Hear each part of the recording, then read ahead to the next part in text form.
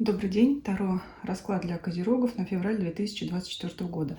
И, конечно, нет ничего хуже начать записывать расклад и обнаружить где-то на его середине, что ты не нажал на кнопку записи. Но поэтому это будет дубль 2.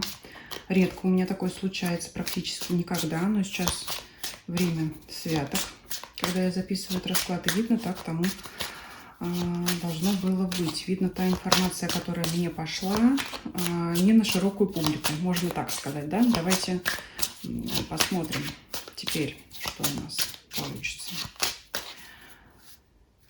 Так, атмосфера месяца, работа, финансы, личная жизнь, состояние физическое, эмоциональное, ваше окружение, события вокруг вас. Кстати говоря, мне пришло в голову, что, ну, конечно же, я думаю и точно знаю, что другие тарологи, которые пишут расклады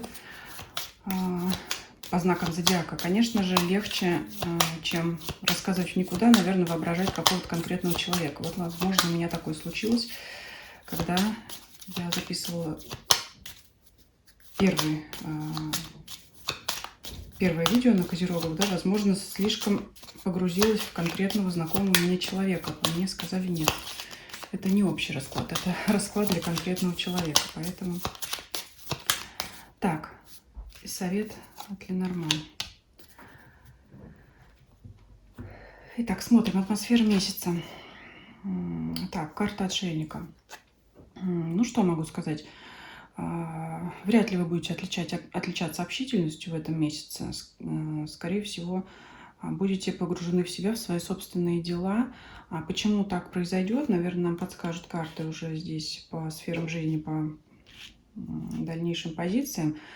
То есть от вас это внутреннее настроение идет, либо обстоятельства, которые вас окружают, либо люди вас в это отшельническое состояние загоняют. Да? Ну, такое у кого-то уединение, кому-то это приятно и хорошо, да, отстаньте от меня все, кому-то это может не понравиться. Давайте посмотрим. То есть здесь как бы просматривается ваше единоличие, и, скорее всего, если будут выпадать фигурные карты люди, они не будут особого влияния на вас оказывать, либо наоборот будут действовать так, себя вести, чтобы вы как бы от них отдалялись. Давайте смотреть, что в работе.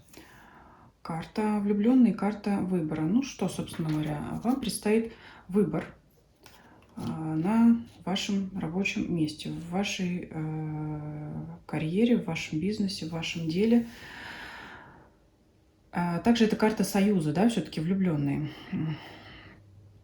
Смотрите, ну, скажем, если у вас собственное дело, простой пример, к вам приходит какой-то клиент, но почему-то вы будете принимать решение, заключать с ним сделку или не заключать. Вроде бы любой контракт должен принести выгоду, правильно, но будут сомнения. Возможно, там, потянете ли вы тот объем, да, сможете ли вы сделать то, что клиент от вас хочет и так далее. То есть вот будете такое принимать решение. Для наемных работников это может быть выбор все что угодно, да, вплоть от того, когда вас попросят выйти в выходной поработать, вы будете думать, именно попросят, да, не прикажут, а попросят. То есть вы будете думать, ну, соглашаться все-таки или не соглашаться, потому что, наверное, все-таки за него заплатят. Опять же, карта союза, карта контракта, да, ну, то есть по-хорошему. То есть вы будете думать, ну, как-то вот стоит ли или, может быть, не стоит такое до предложения вам, может быть, даже повышения в должности и может быть, кому-то перейти на другое место работы. Вы будете думать, ну, вообще нужно это, вам выгодно это или вам не интересно. То есть вот какой-то выбор на работе, да, или, может быть, взяться за какой-то конкретный проект, если у вас ваша деятельность связана именно ну, не с рутинной текучкой, скажем, а именно вот когда, если вы выполняете какие-то проекты, да, взял одну задачу, выполнил ее, там, сдал какое-то задание, да, там, следующий проект. То есть вам могут какой-то предложить проект, за который вы будете о котором вы будете раздумывать, да, стоит ли за него браться или не стоит. Для соискателей это, конечно, перебирать вакансии, и они будут, и их может быть великое множество, но, опять же, принимать решение будете, стоит ли да, но все-таки по карте влюбленных, скорее всего, вы можете на какое-то из этих предложений согласиться, но придется обдумывать. Я не скажу, что это прям работа вашей мечты, но тем не менее. Предложение о работе неплохое, возможно, и все-таки вы будете раздумывать, вот стоит ли принимать или еще поискать, или будете опять выбирать какое-то место, одно из нескольких. Ну, карта отшельника также здесь говорит, что вряд ли вам кто-то будет помогать в работе. Скорее всего, все будет держаться на вас. Давайте смотреть финансы. Королева Пентаклей вот здесь очень даже хорошо. Деньги есть, заработок хороший, стабильный. Повышение доходов это вряд ли, но, собственно говоря, я здесь вижу, что ваши финансы вас вполне устраивают. И по отшельнику это когда я хочу потратить деньги на себя. Никаких там подарков. Да, у меня есть деньги, но пора бы их потратить на себя. Вот хочу себе сделать приятное. Кстати говоря, вот эта позиция близка к тому первому видео, которое я снимала, да, то есть там тоже могу, да, по ходу вот сказать, что совпадает вот эти вот энергии финансовой сферы совпадает с тем раскладом. По работе там отличалась немножечко. Так, давайте посмотрим личную жизнь теперь, да, что нам тут отшельник в личную жизнь несет. Ну, вряд ли что-то увеселительное. Так, что четверка мечей, застой. Для тех, кто не в паре, нет желания вообще искать себе партнера, по крайней мере. Можете не надеяться, отшельник еще карта философская, у кого-то могут быть такие мысли. Ну вот сколько я искала партнера, или искала, никого подходящего я себе найти пока не смогла и вряд ли смогу найти в ближайшее время. Это ваши мысли такие могут быть, потому что отшельник это у нас философ, да, это человек мудрый, человек с опытом, человек, который уже проходил какие-то похожие ситуации. И четверка мечей, это, конечно, карта отдыха, карта застоя, карта покоя. Знакомств, конечно, по ней не прорисовывается, но больше идет от того, что у вас нет энергии на поиск этих новых людей, новых потенциальных партнеров. В паре. Это, знаете, тоже... Когда каждый сидит в одной комнате, в смысле двое, да, пара сидят люди в одной комнате, мужчина и женщина, один там смотрит свой смартфон, другой свой смартфон, и вроде как нет разлада, но нет и особого желания общаться. Может быть, это неплохо, особенно для пар, которые давно живут вместе, стабильно. То есть это стабильность, но это желание больше уделить внимание своим интересам. Ну, это я пример привела, да, с телефонами. Ну, я думаю, вы это понимаете. Вот здесь такая ситуация. Давайте посмотрим состояние ваше, настроение. Ну, что-то тут вообще не очень. Настроение, девятка мечей. Ну, буду говорить как есть. Настроение так себе. Кстати говоря, возможно, заболевание, поэтому берегитесь, особенно в такое время. Зимнее, холодное, да, и обстановка такая, заболеваемость повышена, да, поэтому здесь, конечно, чтобы не уйти на больничный по отшельнику, вы, конечно, себя берегите. Здесь возможно действительно заболеть, простудиться, причем довольно-таки серьезно, поэтому берегите себя. И что по эмоциям? Ну, тоже здесь оставляет желать лучшего. Давайте дополним. Почему? Деньги есть, работа стабильная, но что-то нет настроения. А тут, может быть, и в личной жизни как-то нет желания. Но это пройдет. Все, что я могу здесь сказать, это состояние приходящее и уходящее, потому что выпадает на эту карту колесо фортуны, она ее закрывает, старший аркан, так что это состояние у вас пройдет. Ну, наверное, я не знаю, что это такое, биоритм какие-то. Здесь нет причины. Здесь показывает, что это колесо, что оно пришло и уйдет.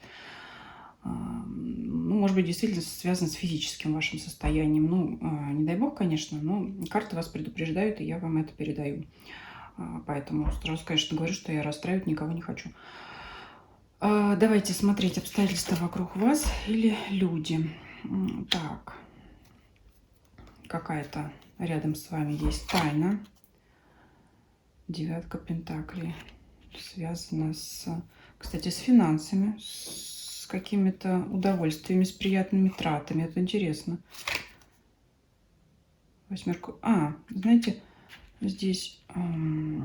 так, здесь еще карта расстояния. Кому-то могут вернуть долг, про который вы уже забыли. Или может прийти неожиданная выплата, о которой вы даже не знали, очень похожа на премию. Вот это может вас, кстати, порадовать здесь. То есть это какие-то деньги на расстоянии, о которых вы не знаете. Ну, либо здесь по ходу дела забыли, да. То есть вот кто-то откуда-то вам могут прийти деньги. Неплохие, такие, которые вас порадуют. То есть здесь я сказала стабильный доход, а здесь вот он у вас здесь так прям... Либо это те деньги, которые вот задерживали выплату, обещали, все вам обещали, но вот наконец-то вам их выплатят. Могут, кстати, они быть, скорее всего, не связаны с работой, потому что здесь вот по финансам показывает ну, ваш обычный доход, стабильный от там... Откуда вы, да, получаете обычно деньги? Отработали или кто-то там вам помогает? Вот здесь как бы все как было, так и осталось. А вот здесь вот откуда-то к вам пришло, да, то, что давно. Может быть, какие-то пособия, которые там долго не начислялись, наконец-то они вам пришли, или еще там какие-то выплаты. Может быть, социального характера. Это знаете как? Но эта сумма такая большая. Это может быть как вот не платили, там что-то копилось, а потом вам ее раз и выплатили. Вот так вот может быть, да? Так, но это не, опять же, не ваши заработанные деньги. Это, как я говорю, деньги на расстоянии, не откуда-то, от кого-то, от отдаленной, скажем так, организации или человека. Давайте посмотрим совет для вас. Угу. Так, крысы выпадают. Совет. Что они хотят вам сказать? Ну, смотрите, к деньгам здесь. Здесь еще и кусок сыра, он издалека даже похож на монетку. Вот как мне сейчас это привиделось. Тратьте деньги на себя. Лиса, она что делает? Она добычу поймала и себе в норку ее утащила. Поэтому вот здесь вам такой совет. То есть, ну, если кто-то у вас будет просить в долг, нет, потому что, видать, вот здесь, если особенно ситуация затянулась, там, вот я тебе сейчас верну, но ты мне, пожалуйста, дай еще, или там перезайми, что-то там. Нет, здесь, то есть мы себе все в норку, мы себе все складываем, тратим деньги на себя. Вот такой совет вам неожиданно выпал. Ну, что еще здесь сказать?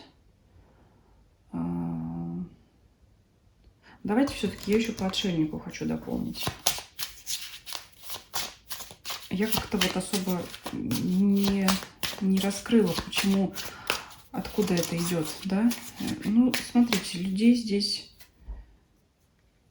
Ну, вот выпала она, конечно, королева Пентаклей, но это Пентакли и финансовая сфера. Я ее отношу не к конкретному лицу, как фигурную карту, а именно к материальной сфере, да, к материальной такой карте. Почему вот отшельник, мне непонятно, откуда это состояние взялось все-таки. Я вот здесь, не знаю, как вы, я не прочувствовала. Восьмерка мечей, скованное состояние. Ну, обстоятельства, которые вас сковывают, все-таки это обстоятельства, это не от вас идет. Не ваше внутреннее настроение, не ваша внутренняя хандра, это вот какой-то, наверное, выбор. То, что на работе, да, особо нет у вас желания выбирать, и выбирать-то, может быть, собственно, не из чего. Так себе условия, которые, наверное, не улучшат ваше положение, просто, скажем так, поменяете шило на мыло, поэтому все это вот какое-то, то есть суета, а выхлопа она не несет. Ну, вот этот вот выбор, да, такой никакой. Ну, придется какое-то решение принимать, да, что-то выбирать, что-то, ну, собственно говоря, не было бы выбора, было бы меньше суеты. Ну, в отношениях здесь я сказала, это какая-то такая временная пауза. Кстати говоря, воспринимайте ее как совет. Если вас не устраивает такое положение дел, значит, начните его менять сами. Не впадайте сами в отшельника, начинайте сами что-то делать, чтобы не сидеть по разным углам в комнате, как я уже сказала. Ну, по здоровью предостережения, но я думаю, что здесь ничего удивительного, ну, в данное время, да. Так, ну, собственно, вот и все. Я думаю, расклад мы на этом закончим. Желаю вам принять правильный выбор, да. порадовать себя финансово, да, вы не забывайте, что по финансам у вас выпадают очень хорошие карты. И спасибо вам за просмотр видео, пишите ваши комментарии, ставьте лайки, если видео вам понравилось, подписывайтесь на мой канал, не забывайте на этой площадке, на других, все ссылки есть в описании канала. Всем спасибо за просмотр, всем до свидания.